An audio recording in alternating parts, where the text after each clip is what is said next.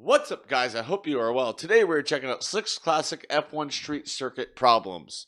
Aren't they all problems? We all have problems. Let's get into it. 6 classic F1 street circuit problems. Street circuits are F1's Marmite. You either love them or hate them. I'm not a massive fan of them for racing, but do very much enjoy watching F1 cars thrash around these circuits in qualifying. No matter where you go, Azerbaijan, Canada, Monaco, Singapore, Australia, there's 6 problems that always seem to haunt Vegas, street racing. Bumps Miami, and drains. Yeah. Considering that most roads are designed to be good value for money and durable, maybe not where I live, they aren't exactly the flattest things in the world. Most regular cars can tank a few small bumps. However, that's not the case for F1 cars. They do not like bumps at all.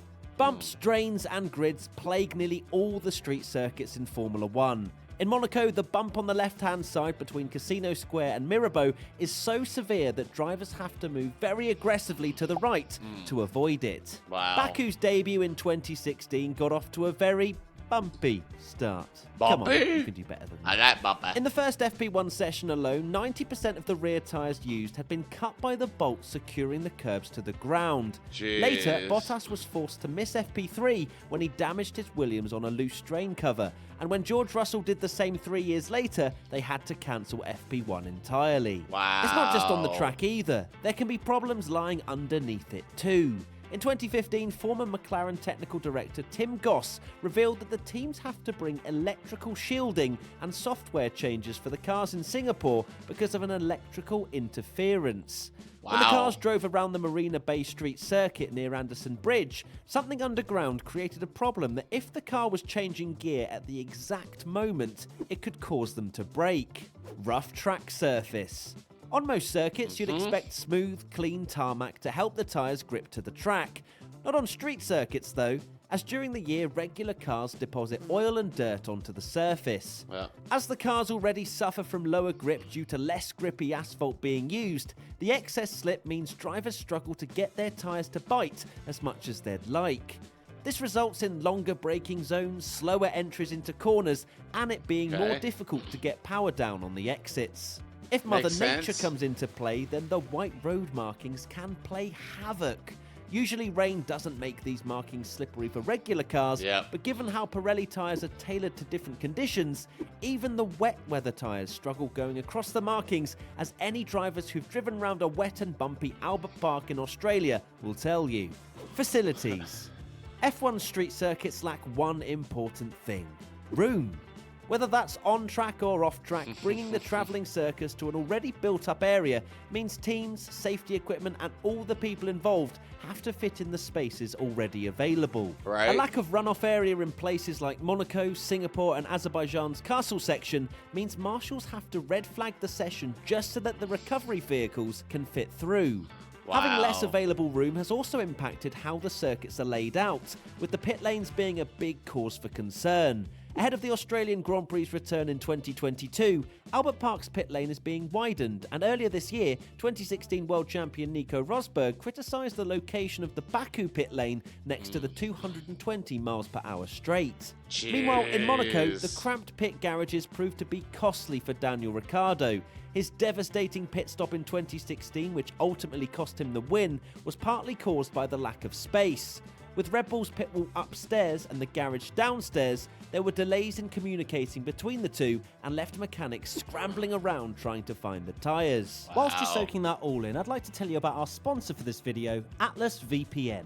Atlas VPN allows you to encrypt your Let data and us- hide your virtual location. There are plenty of not. people already public opposition. There we go. If you want to bring F1 to your country, you better make sure you have the locals on side. F1's decision to move the Australian Grand Prix from Adelaide to Melbourne in 1996 encountered public opposition with accusations that the government were trying to turn a public park into a private playground, and the money used each year would be better spent on a permanent circuit elsewhere. Right? Outrage over the proposed Miami Grand Prix layout forced organisers to abandon plans to make it a downtown street circuit. Concerns about traffic disruption caused the plans to be changed so the race would take place solely around the Hard Rock Stadium and its car parks instead of on public roads. Dumb race. Enough time to build the track.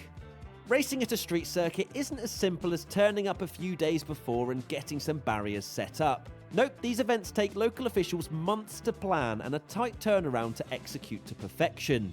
Infrastructure at Albert Park is put up 2 months before the Australian Grand Prix and is removed within 6 weeks of the race. Having spent the previous 9 months planning, work on the Marina Bay circuit in Singapore is started 4 months before, but the roads are only completely closed at 3 a.m. on the Friday of the race weekend. Damn. Meanwhile, F1's newest street circuit in Jeddah started construction in April and is still unfinished days before the Saudi Arabian Grand Prix is due to get underway. 37,000 tons of asphalt, 600,000 tons of cement, and 30,000 square meters of brick have been used to construct the 6.1 kilometer circuit. Wow. Its track is scheduled to be completed before the race weekend, even if a few facilities aren't ready in time. However, the short turnaround could create an issue with the track surface itself. The asphalt used needs time to dry and cure, and although it can tolerate traffic within 72 hours of it being laid, F1 could be left with a fragile track. Bad for overtaking. The biggest sin an F1 track could commit is a lack of opportunities to pass other cars, and this year's Monaco Grand Prix was the worst example of it. Jeez. In 78 laps, there was only one overtake when Mick Schumacher passed his Haas teammate Nikita Mazepin on the opening lap. Thankfully, Albert Park have realised the issues their circuit has with overtaking, and while we wait for its return, turns 9 and 10 are being removed completely and replaced with a fast-flowing run onto Lakeside Drive. Okay. Turns 1, 6 and 15, as they were previously, are all being widened, and turn 13 will become slower and tighter. There you have it, a look into some classic F1 street circuit problems. Interesting. Yeah, I figured as much. Yeah, the whole Miami race is dumb.